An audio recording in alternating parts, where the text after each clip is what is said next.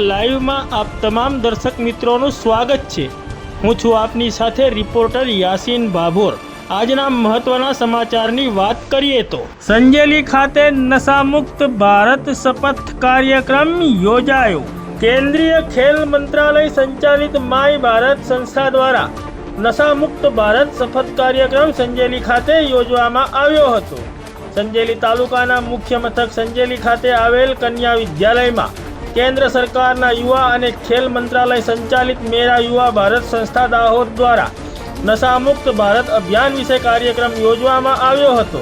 आ कार्यक्रम में राष्ट्रीय सेवाकर्मी जयपाल डामोर और मनीषा संगाड़ा उपस्थित रह्या हता अने विद्यार्थीओं ने नशा मुक्ति विषय समझ आपवामां आवी हती अने शपथ लेवडाववामां आव्या हता।